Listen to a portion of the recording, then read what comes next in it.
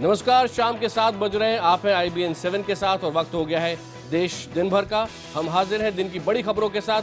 सबसे पहले जिस तरह देश की राजधानी पानी पानी हो गई है, जल भराव और ट्रैफिक जैम्स को लेकर लोगों का कहना है कि उनका सैटरडे बर्बाद हो गया। घंटों आज लोग ट्रैफिक में फंसे रहे। इसी तरह बिहार की अगर बात करें तो विधान परिषद के नतीजे आने के बाद से ही महागठबंधन की मजबूत कही जाने वाली दीवार दरकती नजर आ रही है। और इसी बीच कम से कम इतना तो हुआ है कि नीतीश कुमार की इफ्तार पार्टी में लालू पहुंचे, लेकिन सोनिया गांधी की इफ्तार पार्टी में हो सकता है अपना सिर्फ प्रतिनिधि ही वो भेजें। आरा कोर्ट ब्लास्ट केस में जेडीयू विधायक सुनील पांडे को गिरफ्तार कर लिया गया है। हालांकि खुद पांडे का कहना है कि विधानसभा चुनाव से पहले उनकी स्थिति मजबूत है, इसीलिए उनके खिलाफ राजनीतिक षड्यंत्र किया जा रहा है। उधर भारत की जासूसी की पाकिस्तान ने नापाक कोशिश की है। बाड़मेर और जैसलमेर के जो सीमाई इलाके हैं, वहां पर जासूसी करने के लिए पाकिस्तान ने जगह जगह पर CCTV लगाए हैं, जिसका भारत ने विरोध किया है। और मुंबई के मलाड इलाके में कम से कम 30 स्कूल ऐसे हैं जहां कोर्ट के कहने के बाद अवैध इमारतों को गिराया जा रहा है, जिसमें स्कूल की इमारतें शामिल हैं। और ये छात्रा नहीं जानते, उनके पेरेंट्स नहीं जानते कि आने वाले दिनों में ये बच्चे पढ़ेंगे कहाँ। और आसाराम के एक और गवाह पर हमला हुआ है, उसकी हालत अभी भी गंभीर बनी हुई है।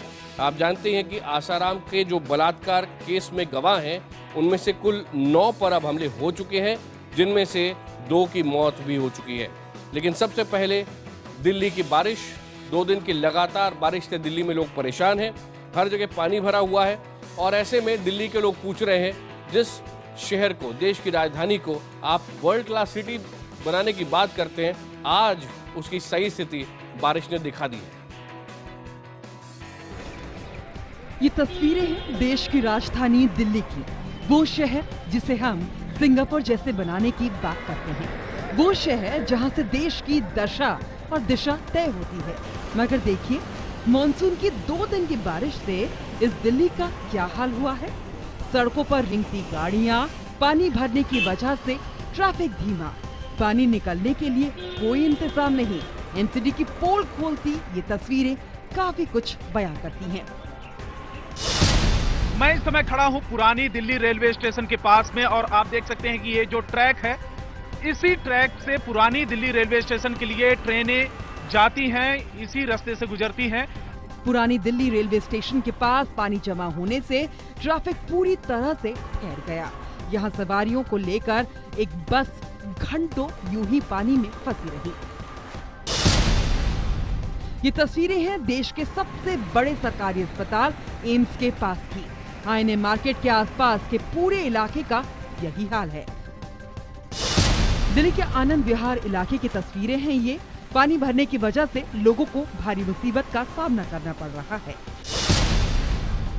मुनिरका के भी कई इलाकों में पानी भरने की वजह से गाड़ियां रुक रुक कर चल रही थी। JNU पास में होने की वजह से छात्रों को काफी दिक्कतें आई। दिल्ली के उप मुख्यमंत्री मनीष सिसोदिया के निर्वाचन क्षेत्र पटपड़गंज की तस्वीरें भी देखिए। यहाँ लोग जल भराव की वजह से खासे गुस्से में हैं। इनकी शिकायत है कि हाई प्रोफाइल इलाका होने के बावजूद यहाँ पानी निकालने का कोई इंतजाम नहीं है। दिल्ली में लोग पूछ रहे हैं कि आखिर क्या कारण है कि दिल्ली की सड़कें नालों में तब्दील होती जा रही हैं। करोड़ों रुपए खर्च कर दिए जा रहे हैं, तब भी दिल्ली में पानी की निकासी क्यों नहीं होती? जगह जगह पर पानी क्यों भरा हुआ है? बहरहाल शनिवार की बारिश से दिल्ली के ज्यादातर नाले उफान मारने लगे।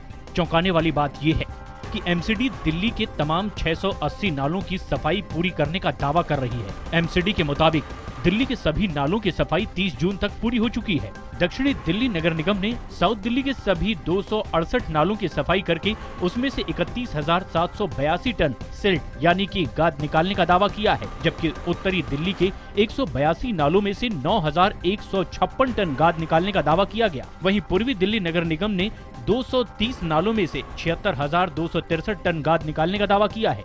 मगर शनिवार की बारिश ने इन तमाम दावों की पोल खोल दी है। बहुत रेयर एरियाज हैं जहां पर 1 घंटा या आधे घंटे से ज्यादा पानी रुक रहा होगा। बाकी जगह पर मैं ऐसा मानता हूं कि हमारे व्यवस्थाएं, हमारे अरेंजमेंट्स बिल्कुल पुख्ता हैं और हमारा स्टाफ आज सैटरडे संडे में भी ऑन ग्राउंड है, मैं मानता हूं कि बहुत ज्यादा पानी के भराव की समस्या पूर्वी दिल्ली में नहीं है। दिल्ली सरकार ने शुक्रवार को जल भराव की शिकायत के लिए हेल्पलाइन शुरू की थी। उधर बीजेपी शासित एमसीडी ने जल जमाव के लिए आम आदमी पार्टी की सरकार को जिम्मेदार ठहराया है। दिल्ली सरकार ने खराब नालों को इसके लिए जिम्मेदार ठहराया है। सियासी दल एक दूसरे को कोस रहे हैं, मगर आम लोगों की मुसीबत का शायद किसी को ख्याल नहीं। दिल्ली में खाकी एक बार फिर दागदार हुई है।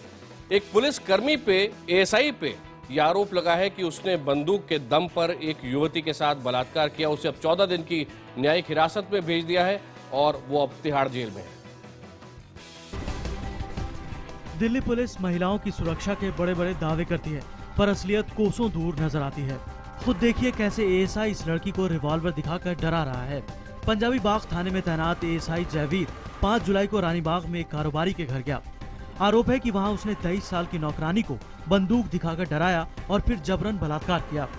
मैं जैसे गाड़ी में सामान रखने लगी तो कह रहे मुझे ना बहुत ज़्यादा नशा हो रखा है, मुझे ना वहाँ तक छोड़ दो, मैं यहीं सो जाऊँगा, पास में घर है। वहाँ पर मैं छोड़ने जैसी गई ना तो अंकल ने ना दरवाज़ा लगा दिया और मेरे से खींचा-खाची करने लगे। दरअसल कारोबारी के घर एएसआई जयवीर का आना जाना था। पुलिस अब इस एंगल से भी जांच कर रही है कि कहीं एएसआई को फंसाया तो नहीं गया। पुलिस के मुताबिक इस तरह घटना सीसीटीवी में कैद कर उसकी शिकायत करना संदेह पैदा करती है। इसी बीच आम आदमी पार्टी ने दिल्ली के पुलिस कमिश्नर बीएस बस्सी का इस्तीफा मांगा है। वहीं बस्सी ने अपने इस्तीफे की मांग को नकार दिया है। See, I am not going to go by what others have demanded. Any such act on the part of any police officer shall not be condoned. देश की राजधानी दिल्ली के कई स्कूलों में पुलिस ने छापे मारे हैं। दरअसल ईडब्ल्यूएस से जुड़े फर्जीवाड़े की एक सरगना पकड़ी गई है। इसका नाम है पुनीता और पुनीता ने पूछताछ में कई स्कूलों के नाम लिए हैं। यही कारण है कि पुलिस अब इन स्कूलों पर छापेमारी कर रही है।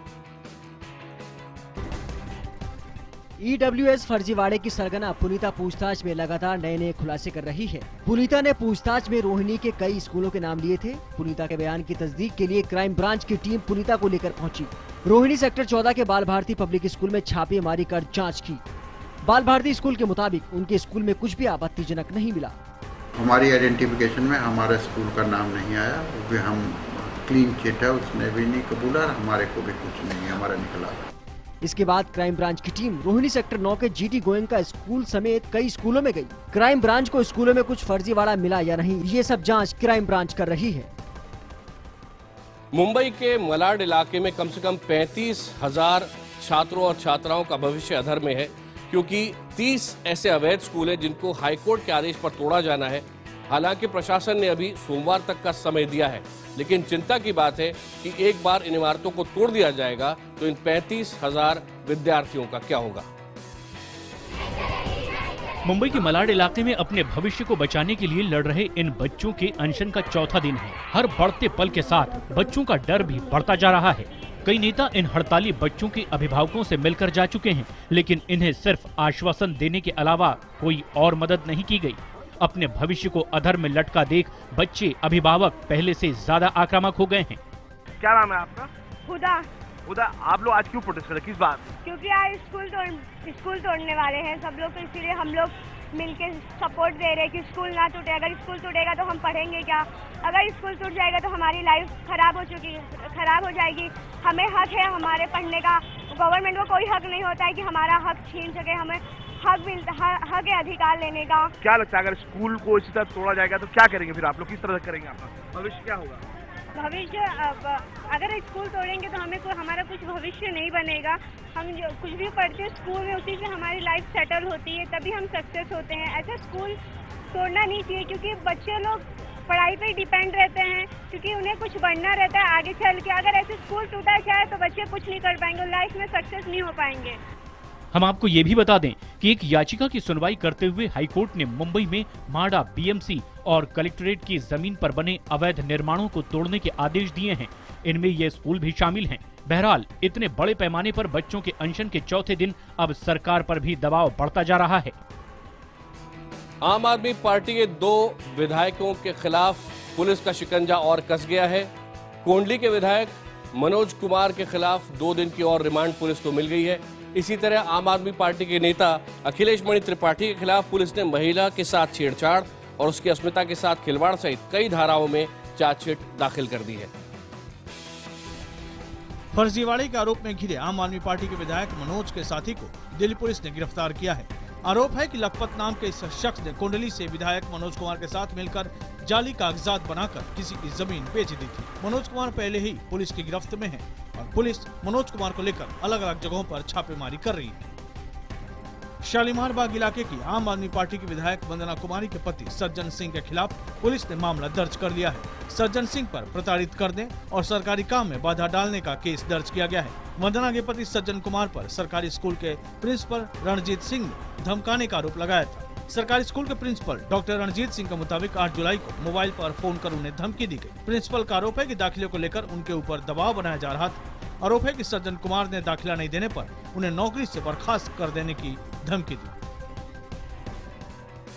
अनंत सिंह के बाद जेडीयू के बाहुबली विधायक सुनील पांडे की गिरफ्तारी हो गई है। ये गिरफ्तारी आरा कोर्ट ब्लास्ट केस में हुई है और साथ ही साथ पटना हाई कोर्ट ने इसका आदेश दिया, उसके बाद जाकर ये गिरफ्तारी हुई है। लंबू शर्मा के नाम से एक ब्लास्ट का आरोपी था जिसके साथ पूछताछ हुई, जिसके बाद सुनील पांडे का नाम सामने आया। अब पुलिस सुनील पांडे से पूछताछ कर रही है। तरारी से विधायक सुनील पांडे की गिरफ्तारी आरा बम धमाके के आरोपी लंबू शर्मा के बयान पर की गई है, जिसमें उसने पुलिस को जानकारी दी थी कि उसे मुख्तार अंसारी को मारने के लिए सुनील पांडे ने सुपारी दी थी। लंबू शर्मा ने पुलिस को ये भी जानकारी दी कि कोर्ट परिसर से भागने में पांडे ने मदद की, साथ ही दिल्ली में वो उन्हीं के संरक्षण में रह रहा था। बिहार पुलिस के मुताबिक लंबू की कॉल डिटेल से इस बात की पुष्टि हुई कि आरा कोर्ट में बम धमाके के बाद लंबू शर्मा विधायक सुनील पांडे के संपर्क में था। फिलहाल सुनील पांडे को न्यायिक हिरासत में भेज दिया गया है। सुनील पांडे की गिरफ्तारी के बाद उनके समर्थकों ने आरा में जमकर हंगामा किया। प्रशासन मिल करके साजिश करके झूठे मुकदमे में फंसाया है। बता दें कि जनवरी में आरा कोर्ट में धमाका हुआ था जिसमें एक महिला की मौत हो गई थी। एक तरफ आसाराम खुद जेल में बंद हैं, लेकिन उनके मामले में जो गवाह हैं उन पर लगातार हमले सामने आते जा रहे हैं। जो ताजा मामला है वो मुख्य गवाह कृपाल सिंह के को थाना सदर में गोली मार देने का है। इस वक्त तक जानकारी यही है, कृपाल सिंह की हालत गंभीर बनी हुई है।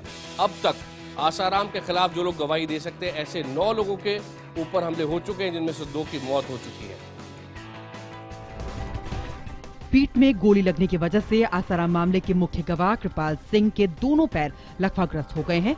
कृपाल सिंह फिलहाल वेंटिलेटर पर है। 35 साल के कृपाल अपने घर लौट रहे थे, तभी बाइक पर बैठे 2 लोगों ने उन पर गोली चला दी। बदमाश थे, उन्होंने पीछे से गोली मार दी। क्यों मारी गोली, क्या वजह? वो इसमें ये आसाराम वाले मुकदमे में ये गवाह है, तो उन्होंने चेतावनी दी थी कि अगर तुमने गवाही दी तो तुम्हारी खैर नहीं, मतलब धमकियां दी थी।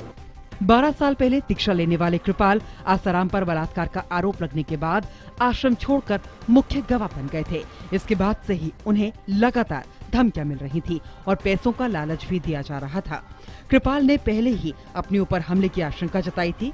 इस साल जनवरी में एक और गवाह की मुजफ्फरनगर में गोली लगने से मौत हो गई थी। पिछले महीने ही इस केस के एक गवाह महेंद्र चावला पर हमला हुआ था। महेंद्र ने गवाहों पर हो रहे हमलों की सीबीआई जांच की मांग की है। देश दिन भर में एक बार फिर आपका स्वागत है। मैं खड़ा हूँ यहाँ नोएडा में, जहाँ ऑफिस के बाहर काफी पानी भरा हुआ है, लेकिन आपको लिए चल रहे हैं असाइनमेंट के जरिए। यहाँ पर नसीर भाई के पास हमारे संवाददाता नसीर अहमद, जो कि डल झील के किनारे खड़े हैं। नसीर, ये बताइए कि क्या एशियन रिकॉर्ड आज जम्मू कश्मीर में बन सकेगा? देखिए, कोशिश तो आकाश पूरी की गई है कि यहाँ पे इस वक्त डल झील के किनारे, मैं आपको पहले दिखाना भी चाहूँगा कि कितने लोग आ रहे हैं इस इफ्तार पार्टी में। और पहले जो रिकॉर्ड है जो कि शारजा में बना हुआ है, लगभग 1.3 किलोमीटर पे इफ्तार पार्टी हुई है, लेकिन आज यहाँ पे श्रीनगर में कोशिश की जा रही है उस रिकॉर्ड को तोड़ने की। और रिकॉर्ड ये है कि आज लगभग 1.7 किलोमीटर तक लोग दस्तारख्वां पे बैठे हुए हैं और वो भी किसी ऑर्डिनरी जगह पे नहीं बल्कि डल झील के किनारे। और आप दृश्य देख ही रहे होंगे कि काफी खूबसूरत समा है यहाँ पे और हर तबके के लोग इस वक्त यहाँ पे मौजूद है। हालांकि अभी रोजा खोलने में कुछ समय है, लेकिन पहले ही जो लोग हैं वो रोजा खोलने के लिए दस्तरखान पे बैठे हुए हैं। और कोशिश, जैसे मैंने बताया आकाश की कोशिश तो की जा रही है कि रिकॉर्ड तोड़ा जाए और दस्तरखान जो है वो लगभग 1.7 किलोमीटर तक बिछा दिया गया है।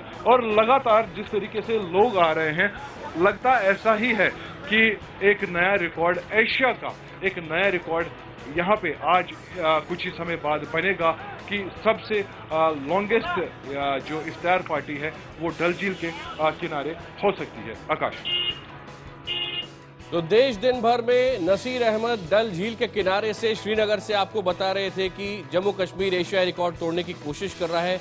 जो इफ्तार पार्टी एशिया की सबसे बड़ी अभी तक थी वो 1 किलोमीटर और 300 मीटर लंबी वो दावत की टेबल थी और आज 1 किलोमीटर 600 मीटर ये लेंथ है जिसकी आज कोशिश की जा रही है।